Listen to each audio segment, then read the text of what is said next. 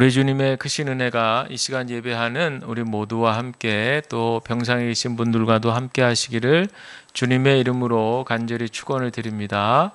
오늘도 전후좌우 바라보시면서 예수님 사랑으로 축복합니다. 우리 인사하겠습니다. 예수님 사랑으로 축복합니다. 예수님 사랑으로 축복합니다. 아멘. 감사합니다.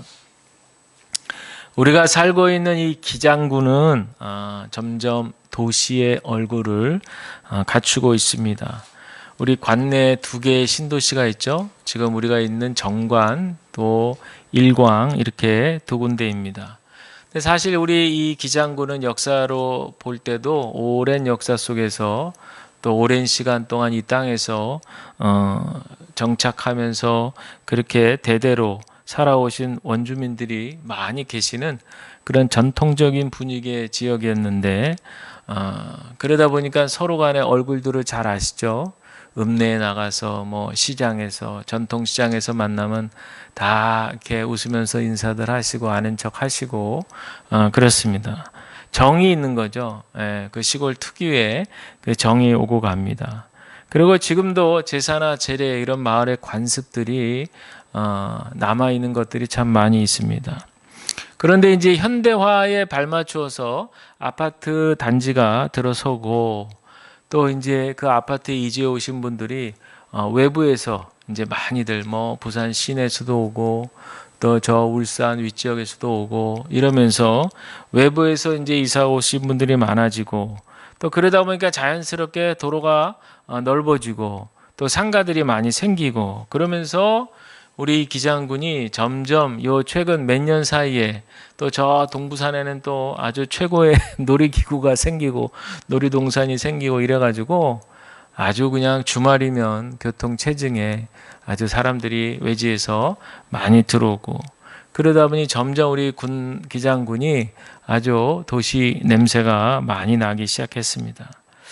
그런데 그렇다고 해서 완전히 시골 정서가 사라진 건 아닌 것 같습니다. 어제도 우리 막내하고 여기 가까운 병산에 이렇게 올라갔다 내려왔는데 그 도중에 보니까 누군가가 배추 몇 포기를 이렇게 올려다 놓고 그 위에다가 한 포기 2,000원 이렇게 써놓고 돈 넣는 통을 이렇게 마련해 놨더라고요. 근데 그걸 보면서 어느 누구도 그냥 배추를 집어가는 사람이 단 한 사람도 없더라고요. 이런 모습을 보면서 참 여유롭다. 여유롭고 뭔가 좀 시골 특유의 그런 정이 느껴졌습니다.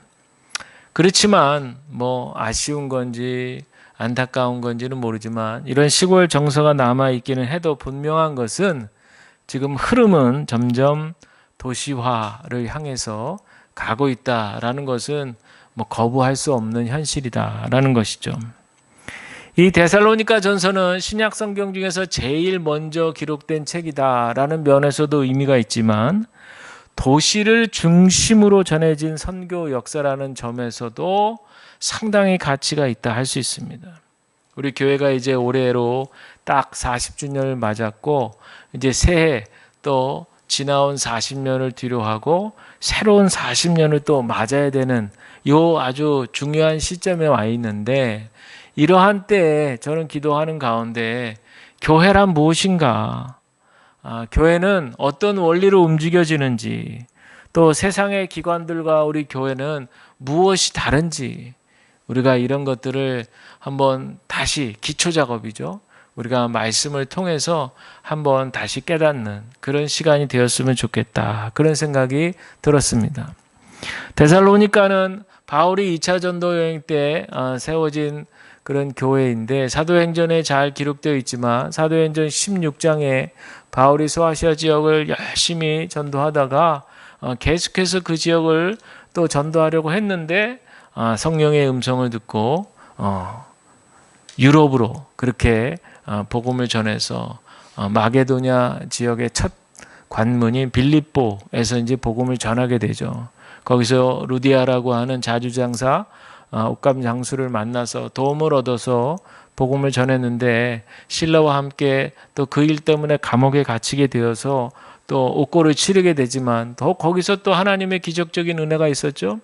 찬송을 부르고 기도하는 가운데 옥문이 열리고 또 간수가 구원함은 없고 일어나 또 희한한 일들이 벌어지게 되고 그러면서 빌립보에서 왕성한 복음 사역을 했지만 그 일로 인해서 이제 바울이 그 도시를 떠나갔고 그 다음에 간 곳이 바로 데살로니가입니다.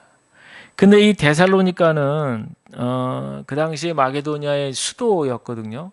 그래서 상당히 국제적으로도 무역적으로 경제적으로 또 군사적으로도 굉장히 중요한 로마의 그런 다스리는 영역 가운데에서 상당히 주목하고 있는 그런 도시 중에 하나인데 그러다 보니까 많은 사람들이 오갔던 곳이에요.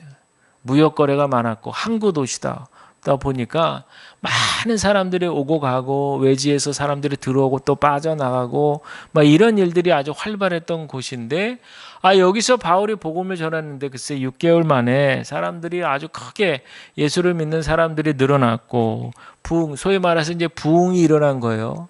그런데 희한하게도 또 거기에 맞춰서 박해도 또 심하게 일어나죠.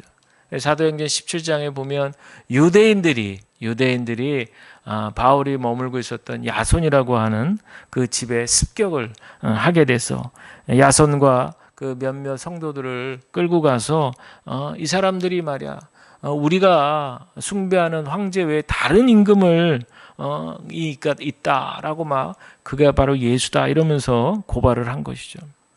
그뿐만 아니라 도시 전체가 막 소동이 났습니다. 예수를 믿게 된 사람들로 인해서 막 그 유대인들이 소동을 일으키고 말이죠.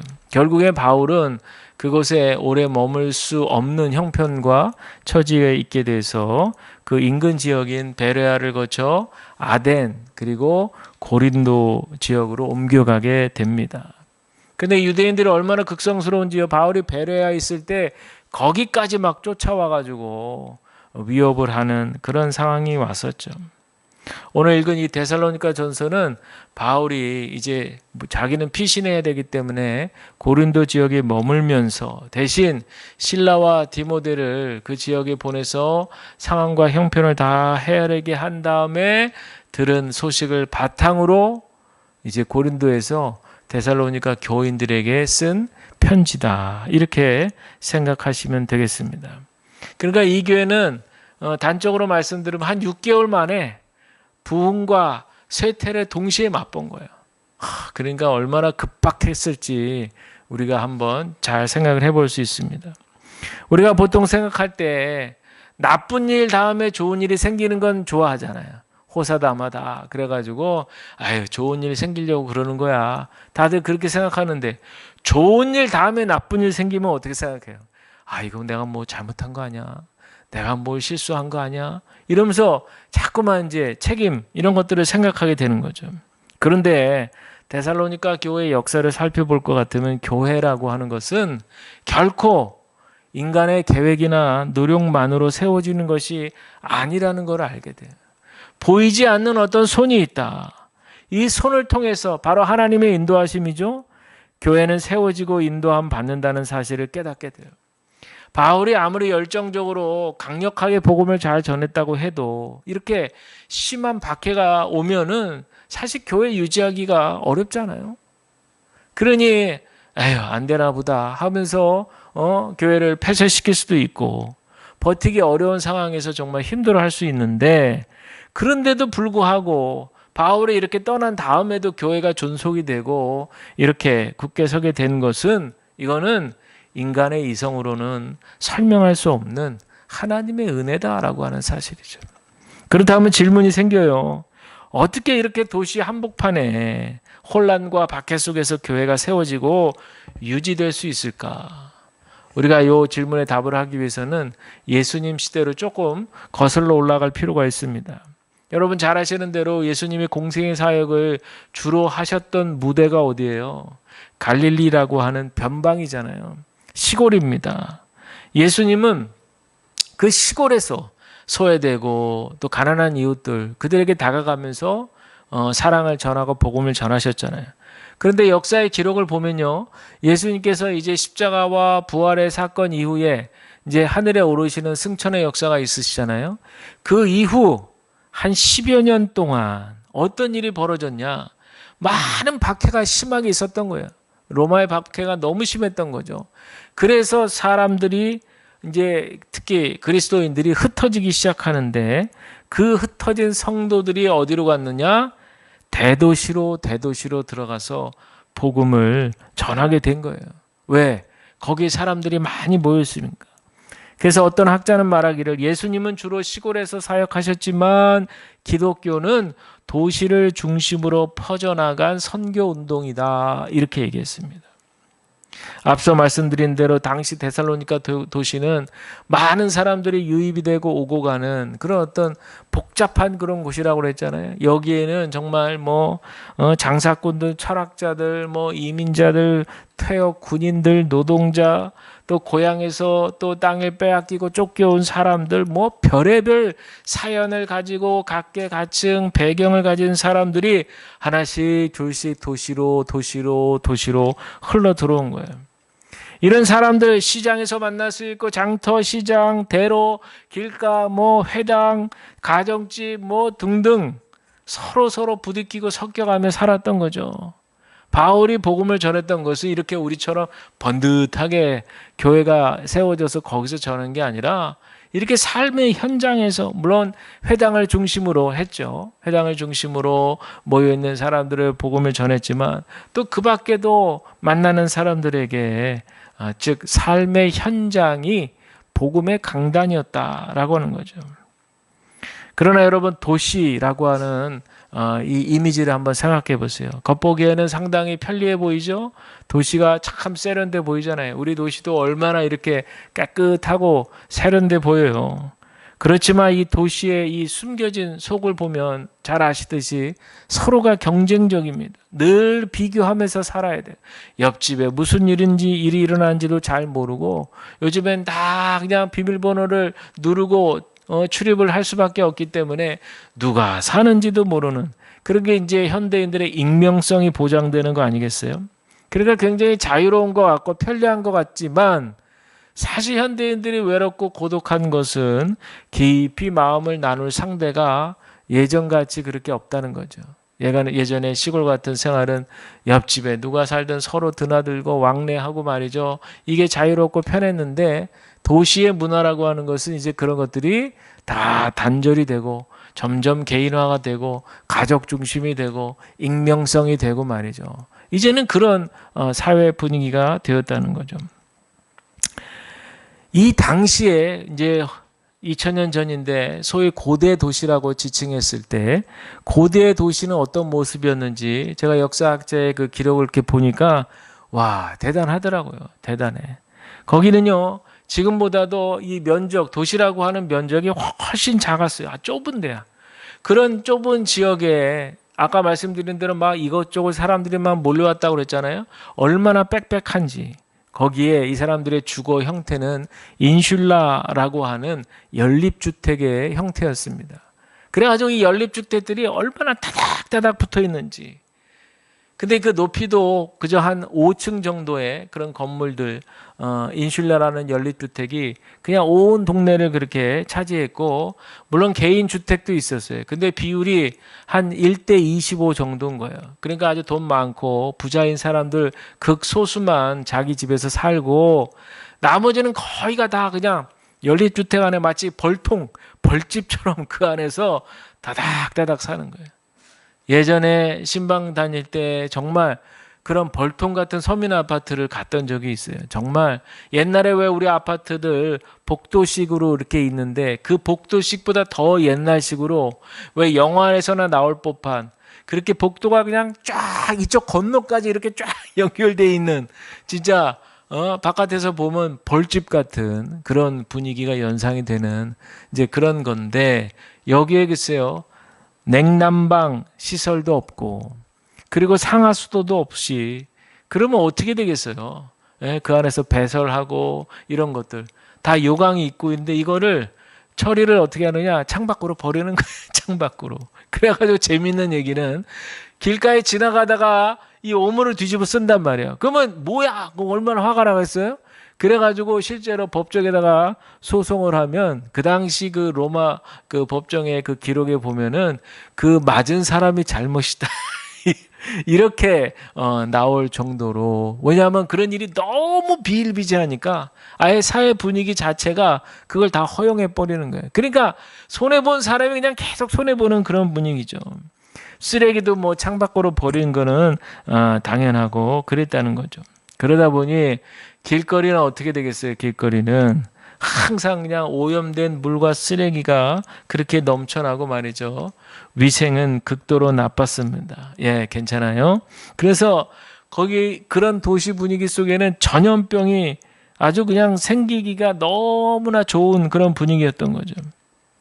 범죄도 많았고 치안의 문제도 심각했습니다. 애들을 낳아서 기르기조차 힘든 그런 환경에 노숙인들 또 빈민들 고아 과부들이 넘쳤던 곳이 바로 이런 고대 도시들이었어요. 그럼에도 사람들은 고향에서 땅을 빼앗기고 박해를 당하고 그러니까 마지막 기회다 이렇게 생각을 하고 도시로 몰려들었다는 거예요. 그러니 어둠이 몰려오고 밤이 되면 그 도시에 음습한 그런 어떤 죄악의 분위기들이 가득 그렇게 몰려있는 그 데살로니가라는 도시, 그곳에 교회가 세워졌다는 거예요. 그 여러분, 이것은 사람의 판단으로는 도저히 설명되지 않는 하나님의 기적이고 하나님의 은혜다라는 것이죠. 오늘 본문에 나오는 데살로니가 교회는 이런 도시 상황에서 더군다나 세워진 것도 기적 같은데 주변 지역에 본이 됐다. 아가야 지역까지 본이 됐다라는 거예요. 7절에 보니까 그러므로 너희가 마게도니아와 아가야에 있는 모든 믿는 자의 본이 되었다. 이렇게 나옵니다. 여러분, 남들 앞에 본이 되기가 어디 쉽습니까? 어떻게 이렇게 되었는가? 3절에 그 핵심을 이야기하는 거거든요. 3절에 이렇게 보시면 너희의 믿음의 역사, 사랑의 수고, 우리 주 예수 그리스도에 대한 소망의 인내, 이 세 가지가 바로 데살로니가 교회의 아주 핵심이 되는 그런 표지였다라는 겁니다. 여기서 믿음의 역사라고 하는 것, 여러분, 믿음의 역사라고 하는 것은 행동으로 나타났다는 거 아니겠어요? 사랑은 감정적인 호감에서 끝나지 않고 수고를 동반했다는 것이고, 소망이라고 하는 것은 그냥 막연히 기대하고 바라는 것이 아니라 인내함으로 삶을 버티는 힘이 되었다라는 것입니다. 바울은 이 도시교회가 이 세 가지로 인해서 도시 한복판에서 빛나는 공동체가 되었음을 선포하고 있는 거예요. 안타깝게도 우리 한국교회는 이 데살로니가 교회의 모습을 많이 잃어버렸어요. 일제강점기 때 복음을 가진 그리스도인들이 목숨을 걸고 나라를 위해서 기도하고 또 옥에 갇히는 그런 일들, 또 많은 순교의 역사들이 있었습니다. 선교 초기의 교회들이 학교와 병원을 통해서 영혼을 살리고 가난한 이웃들을 돌보고 했던 이런 정신들이 6.25 전쟁 이후에 이 나라 재건하는 일에 큰 역할을 일이길 감당했어요. 그래서 이때는 나보다 이웃을 생각하고 내 가족보다 나라를 먼저 생각하는 희생과 봉사 정신이 가득했습니다. 그런데 지나간 20, 30년 사이에 우리는 많이 변했어요. 경제가 좋아졌고 또 그러다 보니 생활이 편리해졌고 교회도 급부상하고 또 성도수가 많이 늘어나고, 그런데 믿음은 많이 있다고 생각들을 하는데 고백도 하는데 삶의 실천이 사라진 거예요. 많은 사람들, 많은 그리스도인들의 생각 속에는 예수 믿으면 천국 간다, 그러면 그만이지, 마치 복음을, 예수 믿는 것을 천국 티켓 얻는 것 정도로만 그렇게 알게 되니 이 땅에서 하나님의 나라를 드러내는 삶은 소홀히 하게 됐다라고 하는 것이죠. 그러나 우리가 잘 알고 있듯이, 또 저도 여러 차례 말씀드렸듯이 성경에서 말하는 하나님의 나라는 단순히 죽어서 가는 장소, 천당만이 아니라는 거죠. 예수님께서 공생을 시작하시면서 하나님 나라가 너희에게 임했다 이렇게 선포하셨거든요. 여기서 나라, 바실레이아라고 하는 것은 장소의 의미가 아니라 통치와 다스림의 개념이죠. 부활하신 예수님께서 승천하셨지만 지금도 성령의 이름으로 우리들 삶에 개입해 주시고 우리의 생각과 가치관과 선택을 다스리시고 이 땅 한가운데에서 하나님의 나라를 이루어 가신다라고 하는 뜻입니다. 그럼에도 불구하고 우리의 현실을 돌아볼 것 같으면 많은 분들이 예배는 예배고 내 생활은 내 마음대로 이런 생각들이 우리들 가운데 남아 있다는 거죠. 주일에 예배당에 와서 예배 잘 드리고 또 일주일 동안은 세상 가치관 속에 깊이 그 안에 쩔어서 살아가고 또 다시 주일에 와서 예배 드리고 또 일상으로 돌아가 이런 삶을 반복하는 거예요. 그러니 나는 우상은 섬기지 않는다. 내 신앙은 잘 지키고 있다. 이렇게 생각하는 거죠. 그러나 오늘 본문 9절에 보시면 데살로니가 성도들을 묘사할 때 이렇게 묘사합니다. 어떻게 우상을 버리고 하나님께로 돌아와서 살아 계시고 참되신 하나님을 섬기는지 이 말씀이 지금 우리들에게도 똑같이 들려야 할 줄로 믿습니다.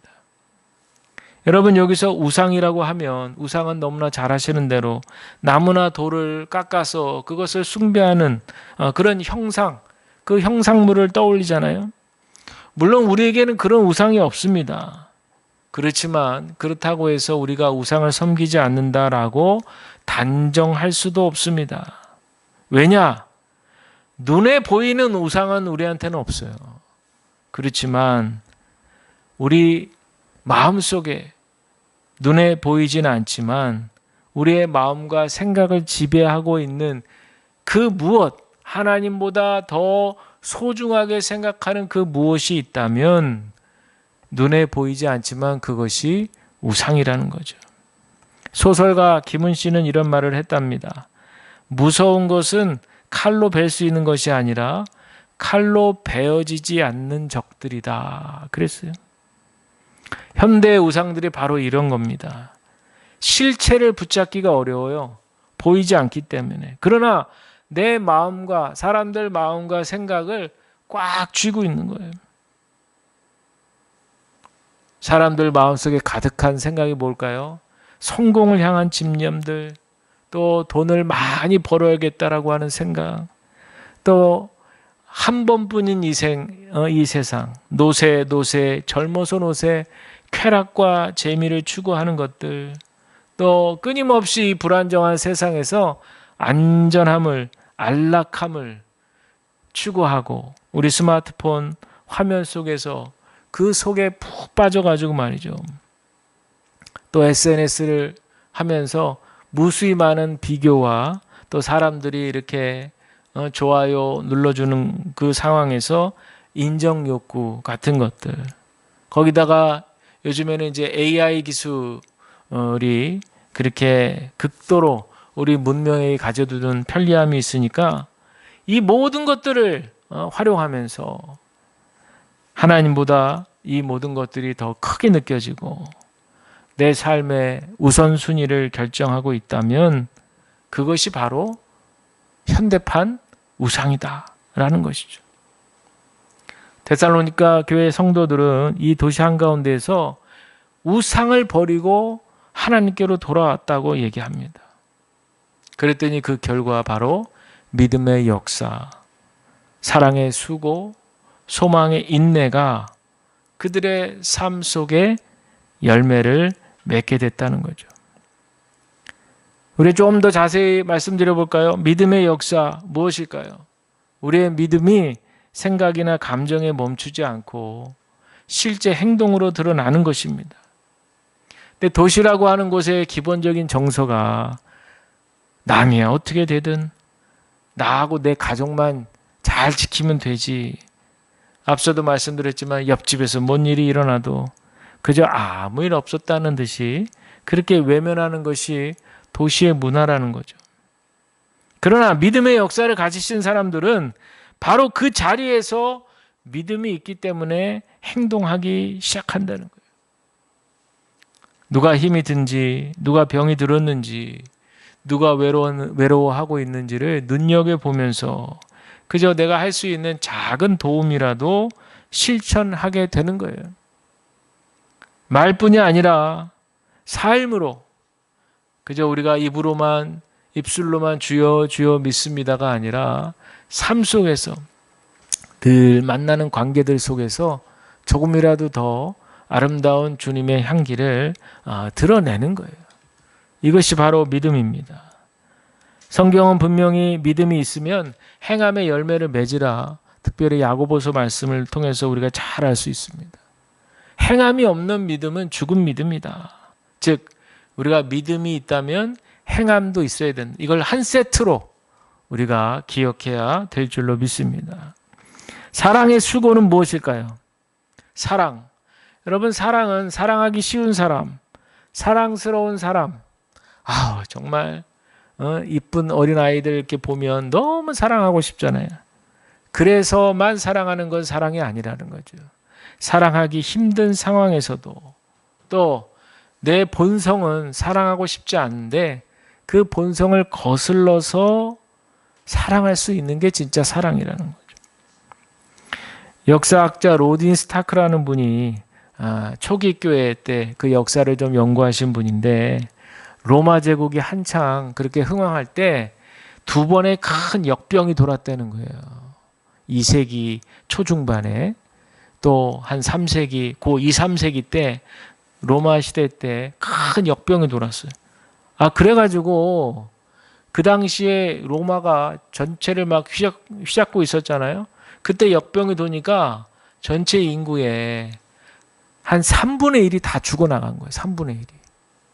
그 당시에 뭐 백신이 있었겠어요? 뭐가 있었겠어요? 그냥 걸리면 끝이야, 그냥. 그리고 전염 다 옮기는 거예요. 그러니까 막 사람들이 자기 가족도 돌볼 여력이 없어요. 다 도망가는 거예요. 도망가. 나부터 살아야 되니까. 그 어떻게 보면 인간의 본능이고 본성이겠죠. 그 사람들이 막 전염병을 죽어가는데 글쎄 이상한 사람들이 눈에 띄는 거예요. 이상한 사람들이. 똑같은 사람들인데 보니까 저자들이 글쎄요. 막 그렇게 전염병에 걸려있는 사람들 속으로 막 뛰어들어간다는 거예요. 막 뛰어들어가. 자기 가족도 물론 돌보지만 그 이웃들 중에 다 막 전염병 걸린 사람들 속으로 막 뛰어들어가. 그러더니 거기서 막 상처를 싸매주고 말이죠. 뭐라도 이렇게 먹여주고 막 이런 돌봄의 행위를 하는 거예요. 그러더니만 그 옆에서 정말 그 얼굴이 기쁨과 행복한 얼굴 표정을 하면서 그 옆에서 같이 전염이 돼가지고 감염이 돼서 그래서 죽는 거야. 도대체 저자들은 누구냐? 알고 봤더니 바로 저자들이 그리스도인들이라는 거예요. 예수를 믿는 그리스도인들이라는 거예요. 도대체 저 사람들은 생명이, 목숨이 여러 개나 되나? 어째서 우리랑 똑같은 사람인데 저 사람들은 저럴 수 있을까? 봤더니 바로 그 당시 그리스도인들은 예수님의 부활을 믿었던 사람들이에요. 부활 신앙이 있었던 사람들이에요. 그러니 예수님께서 부활하신 것을 목도하고 들었던 사람들이기 때문에 나도 예수님을 믿으니 예수님이 약속하신 대로 우리도 부활할 것이다. 여기에 대한 분명한 소망과 확신이 있었던 거죠. 그러니까 정말 다른 생각 없이 그 역병이 도는 상황에서 자기의 몸을 투신해서 그렇게 희생한 모습을 보이니 그때 세상 사람들이 그리스도인들을 주목하고 말이죠. 와, 역시 교회는 다르구나. 이런 생각을 하게 된 거예요. 우리나라도 선교 초기에 이런 비슷한 일들이 많이 있었어요. 전염병, 우리도 조선 말기에 가난하고 정말 그렇게 병들어 있는 사람들을 스스럼 없이 찾아가서 치료해줘. 돈이 없어가지고 치료받지 못하고 오랫동안 그 병을 달고 사는 사람들, 그런 사람들에게 스스럼 없이 찾아가서 말이죠. 그 막 감염될 수도 있는 상황에서도 다 사랑으로 수고해주고, 그런 일들, 뭐 역사에 나타나 있는 일도 있지만 숨겨져 있는 일들도 있고 우리나라에도 그런 일들이 많이 있었어요. 이게 바로 사랑의 수고죠. 사랑의 수고. 부활의 신앙을 가지고 나도 몸의 부활을 믿는다 라는 소망을 가지고 그리고 스스럼 없이 자신의 몸을 던진 것이 사랑의 수고입니다. 여러분, 이처럼 먼저 하나님의 은혜와 사랑을 받은 사람들은 사랑의 수고를 감당할 수 있다는 거예요. 다른 사람을 품고 다른 생명을 품을 때 사람들은 교회 공동체를 찾게 된다는 거죠. 왜 교회가 지금 세상으로부터 이렇게 별로 좋지 않은 그런 소식을 가져다 줄 수밖에 없냐면, 교회는 자기네들끼리만 너무 박수치고 은혜 받았다 그러고 얼굴을 기뻐하는데 바로 교회 밖에 있는 세상 사람들은 힘들게 그렇게 살아간다. 근데 그 간격이 너무 괴리감이 이제 점점점 커졌다는 거죠. 그래서 그냥 교회들끼리만. 그런데 우리 예수님이 걸어가신 길은 바로 세상과 연결시키는 구원의 다리 역할을 했다라고 하는 사실을 우리가 기억해 보게 됩니다. 소망의 인내는 무엇일까요? 소망의 인내. 단순히 그냥 언젠간 좋아질 거예요. 잘 될 겁니다. 이런 희망 고문, 막연한 낙관이 아니라 다시 오시겠다는 그 재림을 약속하신 우리 주님을 바라보면서 그 주님을 믿는다면 다시 오실 주님을 기다리는 마음으로 이 땅에서의 고통, 또 손해, 오해 이런 것들을 참고 견디어 나가는 것이죠. 도시라는 곳의 기본적으로 삶은 나와 내 가족의 만족만을 추구하는 구조라면 이 소망과 인내는 내 시간과 에너지, 물질도 쪼개야 되고 나보다 더 힘든 사람들도 돌아볼 수 있어야 되고 또 깨지고 망가진 이런 삶의 자리에서 여전히 하나님을 바라볼 수 있는 힘, 버틸 수 있는 힘은 다시 오실 주님을 믿고 의지하는 소망밖에는 없다는 거예요. 그러다 보니까 세상 사람들이 이런 소망 속에 살아가는 그리스도인들을 보면 뭐라고 평가하냐면 분명히 상황은 절망해야 될 상황인데 분명히 상황은 엎어지고 쓰러져야 되는 상황인데 막 의욕을 부린단 말이에요. 그러니까 그런 걸 보면서 찌찌찌 혀를 찬다는 거예요. 저 사람 왜 저렇게 현실 파악을 못해? 저 사람 왜 이렇게 욕심이 많아? 이런 비아냥거리는 이야기들을 툭툭 던진다는 거예요. 그러나 우리는 알잖아요. 그것이 욕심이 아니라 하나님 나라를 향한 소망에서 오는 믿음이다 라고 하는 것을 우리가 오늘 분명히 기억해야 될 줄로 믿습니다. 사랑하는 성도 여러분, 많은 분들이 주중의 삶이 너무 치열해가지고 너무 힘들게 살아가요. 우리뿐 아니라 많은 분들 진짜 새벽부터 밤늦게까지 이 사람 저 사람에 치이고 직장에서 일에 치이고 사람에 치이고 그렇게 일주일 살다가 겨우겨우 주일에 오면서 하는 말이 목사님 주일만큼은 교회 와서 좀 쉬고 싶어요. 위로받고 싶어요. 이제 그런 이야기들을 합니다. 충분한 이해가 되는 말이죠. 공감이 되는 말이죠. 지친 몸과 마음을 우리 주님께 맡기고 위로와 평안 얻기를 원하는 그런 날일 수도 있습니다. 그러나 동시에 평안과 안식을 얻는 날임과 동시에 우리가 하나님의 나라, 하나님의 통치와 다스림을 믿고 받아들였다면 교회는 또 우리 그리스도인들은 단지 쉬는 곳에서 끝나는 공동체가 되어서는 안 된다는 거죠. 연어가 세상 물을 거슬러 올라가듯이 우리는 또 한 주간 삶 속에 세상의 그 흐름, 도시의 그 가치관 이것들을 거슬러 올라가야 되는 거잖아요. 주일은 그냥 편안하게 좀 쉬고 월요일부터는 다시 세상에서 고도의 전략으로 세상 방식대로 나도 좀 한번 이겨보자 이렇게 살아가는 것이 아니라 주일의 예배를 통해서 말씀의 공급함을 통해서 성령의 인도하시는 새 힘을 얻고 우리가 한 주간 살아갈 때 연어와 같이 세상 시류를 거슬러 올라가야 되는 그 고통을 우리가 경험해야 되는데 넉넉하게 그 고통을 이기고도 남는 그런 에너지를 여러분 우리 아이 주일 예배 가운데 힘을 얻고 한 주간 또 살아가게 되시기를 바랍니다. 그러려면 우리 기독교 가치관 속에 남아있는 예수님 믿으면 좋은 일 생겨야 된다. 잘 돼야 돼. 그래야 전도도 잘 되는 거야. 이런 궤변 논리를 펼 것이 아니라 그 속에는 기복신앙만 들어가 있는 것이죠. 그런 생각은 다 걷어내고 이 도시 한복판에 세워진 교회, 이 안에 도시의 어떤 죄의 음습함이 스며들어가 있는 바로 이곳. 우리가 영적 전쟁에서 싸워 이기지 않으면 우리가 지쳐 쓰러질 수밖에 없는 이 도시의 문화. 우리가 이것들을 먼저 잘 인식을 하고 믿음과 소망과 사랑으로 부름받는 우리 모두가 되어야 할 줄로 믿습니다.